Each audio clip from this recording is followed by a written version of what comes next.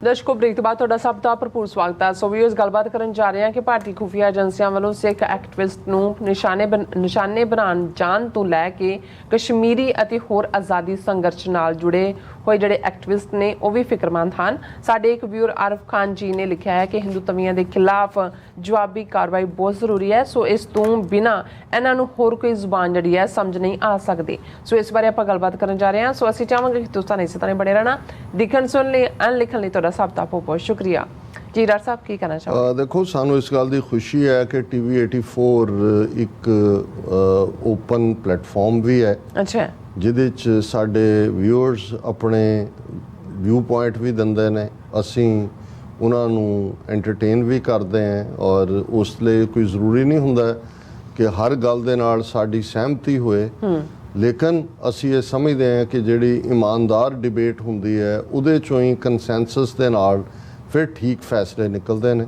ਸਾਨੂੰ ਇਸ ਗੱਲ ਦੀ ਵੀ ਖੁਸ਼ੀ ਔਰ ਮਾਣ ਹੈ ਕਿ ਸਾਡੀ ਵਿਊਅਰਸ਼ਿਪ ਦੇ ਵਿੱਚ ਵੱਡੀ ਗਿਣਤੀ ਦੇ ਵਿੱਚ ਸਾਡੇ ਮੁਸਲਮਾਨ ਭੈਣਾਂ ਭਰਾ, ਪਾਕਿਸਤਾਨੀ ਵੀ ਔਰ ਕਸ਼ਮੀਰੀ ਵੀ ਦੋਨੋਂ ਪਾਸੇ, ਔਰ ਜਿਹੜੇ ਪਾਕਿਸਤਾਨੀ ਜਾਂ ਭਾਰਤੀ ਮੂਲ ਦੇ ਮੁਸਲਮਾਨ ਦੁਨੀਆ ਦੇ ਅੱਡ-ਅੱਡ ਮੁਲਕਾਂ 'ਚ ਨੇ, ਡਾਇਸਪੋਰਾ 'ਚ, ਉਹਨਾਂ ਦੀਆਂ ਵੀ ਸਾਨੂੰ ਲਿਖਤਾਂ ਵਸੂਲ ਹੁੰਦੀਆਂ ਨੇ। ਔਰ ਭਾਰਤ ਦੇ ਵਿੱਚ ਭਾਵੇਂ ਸਾਨੂੰ ਉਹਨਾਂ ਨੇ ਪਾਬੰਦੀ ਲਾਈ ਹੋਈ ਹੈ, ਪਰ ਕਿਸੇ ਨਾ ਕਿਸੇ ਤਰੀਕੇ ਨਾਲ ਉੱਥੇ ਕੁਛ ਵੀਰ ਭੈਣਾਂ ਸਾਡੇ ਆਪਣੇ ਵੀ ਔਰ ਮੁਸਲਮਾਨ ਵੀਰ ਭੈਣਾਂ ਵੀ ਇਸ ਪ੍ਰੋਗਰਾਮ ਨੂੰ ਭਾਵੇਂ ਲੇਟਰ ਔਨ ਹੀ ਦੇਖਦੇ ਹੋਣਗੇ ਜਦੋਂ ਪੋਸਟ ਹੋ ਜਾਂਦੀ ਹੈ ਵੀਡੀਓ। ਇਸ ਕਿਸਮ ਦੇ ਸਾਡੇ ਜਿਹੜੇ ਰੈਗੂਲਰ ਵਿਊਅਰ, ਇਹਨਾਂ ਨੇ ਅੱਗੇ ਵੀ ਲਿਖਿਆ ਸੀ ਇੱਕ ਵਾਰ, ਮੈਂ ਇਹਨਾਂ ਦਾ ਸ਼ਹਿਰ ਦਾ ਨਾਂ ਨਹੀਂ ਦਿਆਂਗੇ, ਭਾਰਤ 'ਚੋਂ ਹੀ ਨੇ, ਆਰਿਫ ਖਾਨ। ਔਰ ਉਹਨਾਂ ਨੇ ਇਹ ਸਾਰੀ ਘਟਨਾਕ੍ਰਮ ਤੋਂ ਬਾਅਦ ਜੋ UK 'ਚ ਹੋਇਆ, ਲਾਹੌਰ 'ਚ ਹੋਇਆ ਔਰ ਖ਼ਾਸ ਤੌਰ 'ਤੇ ਹਰਦੀਪ ਸਿੰਘ ਨਿੱਜਰ ਉਹਨਾਂ ਦੀ ਸ਼ਹਾਦਤ ਤੋਂ ਬਾਅਦ, ਕਿਉਂਕਿ ਉਹਨਾਂ ਦੀ 22 ਜੂਨ ਦੀ ਇਹ ਲਿਖਤ ਹੈ, ਇਮੀਡੀਏਟਲੀ ਉਸ ਤੋਂ ਬਾਅਦ ਉਹਨਾਂ ਨੇ ਲਿਖਿਆ। ਔਰ ਇਹ ਜਿਵੇਂ ਮੈਂ ਕਿਹਾ ਕਿ ਇਹਨੂੰ ਅਸੀਂ ਓਪਨ ਟੂ ਡਿਸਕਸ਼ਨ ਰੱਖਿਆ ਹੋਇਆ। ਅਸੀਂ ਕਿਸੇ ਵੀ ਕਿਸਮ ਦੀ ਬੇਲੋੜੀ ਹਿੰਸਾ ਦੇ ਹੱਕ 'ਚ ਨਹੀਂ ਹੈ, ਪਰ ਇਹ ਵੀ ਜਬੈ ਬਾਣ ਲਾਗਿਓ ਤਬੈ ਰੋਸ ਜਾਗਿਓ, ਇਹ ਵੀ ਸਾਡੀ ਫਿਲਾਸਫੀ ਹੈ। ਅਸੀਂ ਬਿਲਕੁਲ ਗਾਂਧੀਵਾਦੀ ਨਕਾਬ ਪਾ ਕੇ ਜਿਹੜਾ ਹੈ, ਜਿਵੇਂ ਬਹੁਤ ਸਾਰੇ ਸਿੱਖ ਦੂਸਰਿਆਂ ਨੂੰ ਖੁਸ਼ ਕਰਨ ਦੀ ਕੋਸ਼ਿਸ਼ ਕਰਦੇ ਨੇ, ਉਵੇਂ ਵੀ ਨਹੀਂ ਕਰਨਾ ਚਾਹੁੰਦੇ। ਪਰ ਜਿਵੇਂ ਸਾਡੇ ਅੱਜ ਦੇ ਪ੍ਰੋਗਰਾਮ ਦੇ ਸਪਾਂਸਰ ਸਿਮਰਨਦੀਪ ਸਿੰਘ ਉਹਨਾਂ ਨੇ ਸੰਜਮ ਔਰ ਸੂਝ-ਬੂਝ ਇਹ ਕਿਹਾ ਸੀ, ਇਹ ਫੈਸਲਾ ਸਾਡੇ ਵਿਊਅਰਸ ਕਰਨਗੇ, ਪਰ ਮੈਂ ਉਹਨਾਂ ਦੀ ਲਿਖਤ ਨੂੰ ਕੁਇਕਲੀ ਸਾਂਝਾ ਕਰਾਂਗਾ। ਉਹਨਾਂ ਨੇ ਸਤਿ ਸ੍ਰੀ ਅਕਾਲ ਡਾਕਟਰ ਸਾਹਿਬ ਕਹਿ ਕੇ ਫਿਰ ਆਪਣਾ ਨਾਂ ਦਿੱਤਾ ਹੈ। I watch all your shows and try to regularly listen your valuable analysis on TV 84। I am a huge admirer of you doctor साहब। और बहुत शुक्रिया आरिफ खान जी, उन्होंने फिर तुहाडी उन्होंने ख़ास सिफत की है। फिर उन्होंने कहा कि भी I respect you as my own respected elder family member, kindly say my Sat Shri Akal to sister Neelam Kaur as well. This is how a show is really hosted. If Godi media anchors, instead of shouting in studios, will learn even 1% media ethics from Sister Neelam Kaur, then even Godi media anchors will lose the title of clowns and people will start to take even Godi media anchors seriously. उन्होंने ਤੁਹਾਡੀ hosting ਦੀ ਤਾਰੀਫ ਕੀਤੀ ਹੈ। ਉਹਨਾਂ ਨੇ ਕਿਹਾ ਵੀ ਜੇ 1% ਵੀ ਗੋਦੀ ਮੀਡੀਆ ਵਾਲੇ ਉਹਨਾਂ ਐਥਿਕਸ ਨੂੰ ਸਿੱਖ ਲੈਣ ਤੇ ਲੋਕ ਉਹਨਾਂ ਨੂੰ ਸੀਰੀਅਸਲੀ ਲੈਣਗੇ, ਉਹਨਾਂ ਨੂੰ ਜਿਹੜਾ ਉਹ ਕਲਾਉਨ ਨਹੀਂ ਸਮਝਣਗੇ, ਮਸਕਰੇ ਨਹੀਂ ਸਮਝਣਗੇ। Coming to topic sir, I am deeply anguished by Indian state targeting of Sikh activists, the bloodthirsty Hindu regime doing this to appease Hindu voters in upcoming 2024 elections. Interestingly, ਕੱਲ ਜਦੋਂ ਅਸੀਂ UK ਤੋਂ ਭਾਈ ਸਵਿੰਦਰ ਸਿੰਘ ਥਾਂਦੀ ਹੋਰਾਂ ਦੀ ਲਿਖਤ ਪੜ੍ਹੀ ਤੇ ਉਹਨਾਂ ਨੇ ਵੀ ਇਹਨੂੰ 2024 ਦੀਆਂ ਚੋਣਾਂ ਔਰ ਕਿਵੇਂ ਸਿੱਖਾਂ ਨੂੰ ਟਾਰਗੇਟ ਕੀਤਾ ਜਾ ਰਿਹਾ ਔਰ ਇਹਨੂੰ ਕਿਵੇਂ ਹਾਈਪ ਦੇਣਗੇ ਆਉਣ ਵਾਲੇ ਪੀਰੀਅਡ 'ਚ ਹੋਰ ਵੀ। They also targeted some Kashmiri activists in Pakistan. ਇਹ ਜਦੋਂ ਭਾਈ ਪਰਮਜੀਤ ਸਿੰਘ ਪੰਜਵੜ ਦਾ ਕਤਲ ਹੋਇਆ ਲਾਹੌਰ 'ਚ, ਉਦੋਂ ਸਾਡੇ ਕੋਲ ਜਾਣਕਾਰੀ ਸੀ ਔਰ ਅਸੀਂ ਸਪੈਸੀਫਿਕਲੀ ਇਸਲਾਮਾਬਾਦ, ਕਰਾਚੀ ਔਰ ਲਾਹੌਰ 'ਚ ਕਿਵੇਂ ਕਸ਼ਮੀਰੀ ਐਕਟਿਵਿਸਟ ਵੀ ਮਾਰੇ। ਔਰ ਅੱਜ ਜਦੋਂ ਮੈਂ ਪਵਿੱਤ ਸਿੰਘ ਨਾਂ ਦੇ ਰਾਹ ਏਜੰਟ ਦੀ ਵੀਡੀਓ ਸੁਣ ਰਿਹਾ ਸੀ ਤਾਂ ਉਹਨੇ ਵੀ ਕਸ਼ਮੀਰੀਆਂ ਨੂੰ ਮਾਰਨ ਦੀ ਗੱਲ ਕੀਤੀ ਕਿ ਰਾਹ ਨੇ ਮੁਸਾਦ ਨਾਲ ਮਿਲ ਕੇ ਅਸੀਂ ਕਿਵੇਂ ਨਿਸ਼ਾਨੇ ਫੁੰਡਣੇ ਸ਼ੁਰੂ ਕੀਤੇ ਹੋਏ ਨੇ। ਔਰ ਉਹਦੇ 'ਚ ਉਹਨਾਂ ਨੇ ਕਿਹਾ unfortunately Pakistani ISI is not giving them eye for an eye answer, the language which they understand, since Pakistan Army, ISI all busy in framing Imran Khan and fighting with him.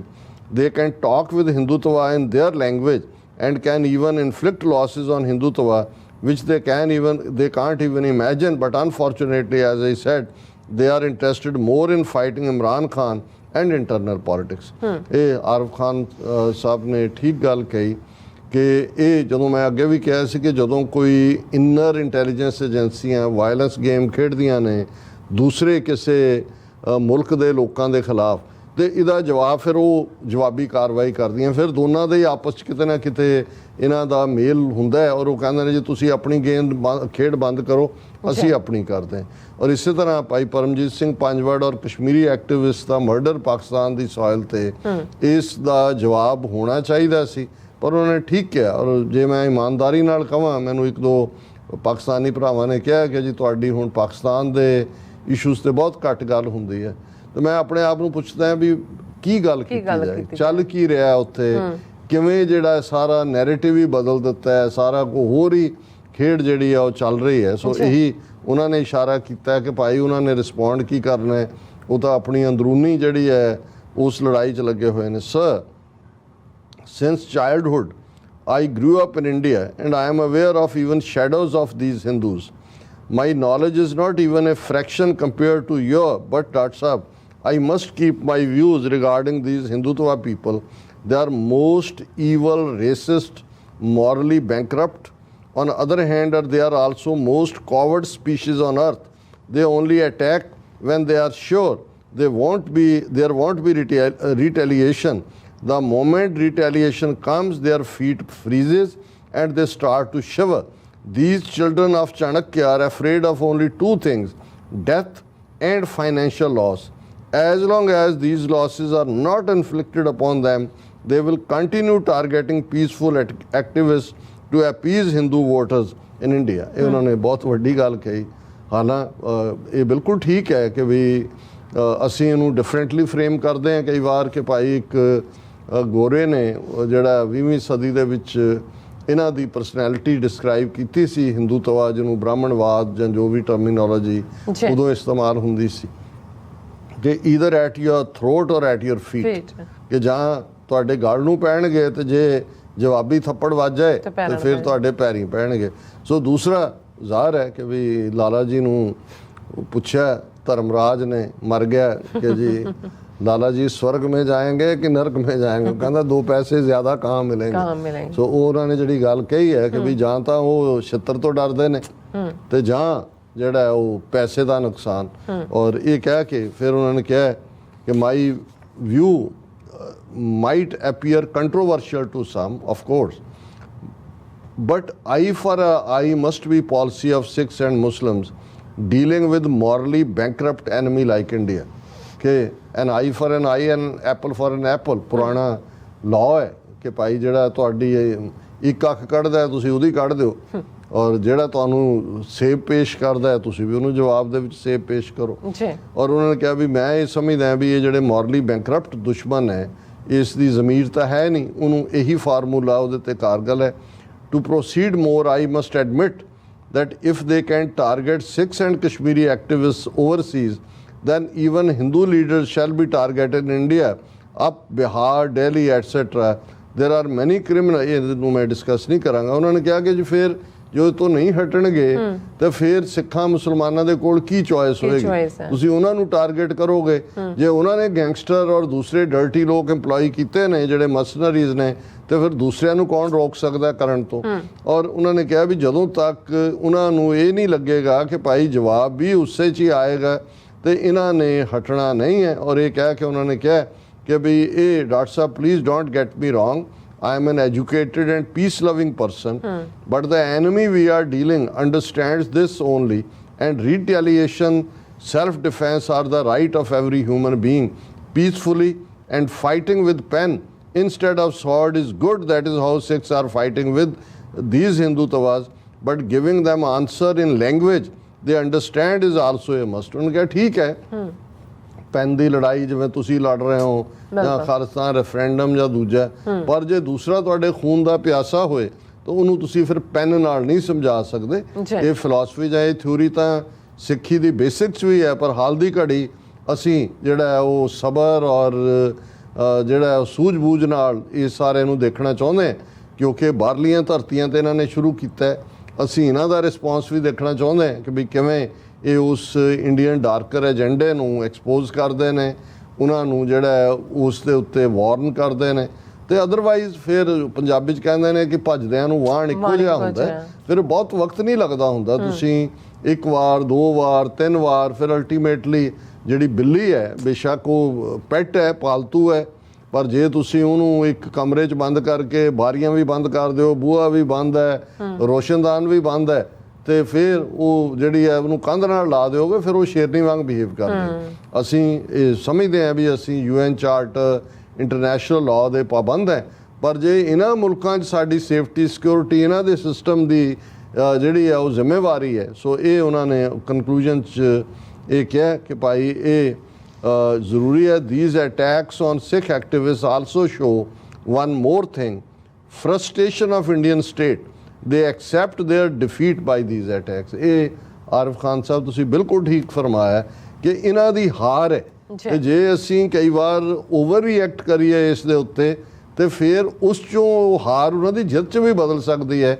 ਕਿਉਂਕਿ ਬਾਹਰਲੇ ਮੁਲਕਾਂ ਨੂੰ ਇਹੀ ਪ੍ਰੂਵ ਕਰਨਾ ਚਾਹੁੰਦੇ ਨੇ ਕਿ ਜੀ ਦੇਖੋ ਇਹ ਤਾਂ ਬੜੇ ਖਤਰਨਾਕ ਦਹਿਸ਼ਤਗਰਦ ਨੇ ਔਰ ਵਾਇਲੈਂਸ ਯਕੀਨ ਰੱਖਦੇ ਨੇ। ਸੋ ਜਦੋਂ ਅਸੀਂ ਸਿਆਣਪ ਔਰ ਸੂਝ-ਬੂਝ ਕਹਿੰਦੇ ਹਾਂ, ਤੁਸੀਂ ਠੀਕ ਕਨਕਲੂਡ ਕੀਤਾ ਕਿ ਇਹ ਉਹਨਾਂ ਦੀ ਫਰਸਟ੍ਰੇਸ਼ਨ, ਮਾਯੂਸੀ, ਡਿਫੀਟ 'ਚੋਂ ਵੀ ਨਿਕਲ ਰਿਹਾ। I hope these Hindutwas get answer in language they understand in India. Kindly correct me if I am wrong. Regards and respect। Khan Sahib ਤੁਸੀਂ ਆਪਣੇ ਵਿਚਾਰ ਪੇਸ਼ ਕੀਤੇ ਨੇ, ਅਸੀਂ ਵੀ ਇਮਾਨਦਾਰੀ ਦੇ ਨਾਲ ਇਹਨਾਂ ਨੂੰ ਆਪਣੇ ਦਰਸ਼ਕਾਂ ਦੀ ਕਚਹਿਰੀ 'ਚ ਰੱਖ ਦਿੱਤਾ ਹੈ। ਪਰ ਅਸੀਂ ਅਗੇਨ ਇਹ ਕਹਿਣਾ ਚਾਹੁੰਦੇ ਹਾਂ ਕਿ ਹਾਲ ਦੀ ਘੜੀ ਅਸੀਂ ਇੰਟਰਨੈਸ਼ਨਲ ਲਾਅ, UN ਚਾਰਟਰ, ਇਹਨਾਂ ਮੁਲਕਾਂ ਦੇ ਜਸਟਿਸ ਸਿਸਟਮ ਤੇ ਸਾਨੂੰ ਵਿਸ਼ਵਾਸ ਹੈ, ਇਹਨਾਂ ਦੀਆਂ ਇਨਵੈਸਟੀਗੇਟਿਵ ਏਜੰਸੀਜ਼ ਤੇ ਸਾਨੂੰ ਵਿਸ਼ਵਾਸ ਹੈ, ਔਰ ਅਸੀਂ ਸਮਝਦੇ ਹਾਂ ਕਿ ਅਲਟੀਮੇਟਲੀ ਇਹ ਮਾਮਲੇ ਦੀ ਤਹਿ ਤੱਕ ਪਹੁੰਚਣਗੇ।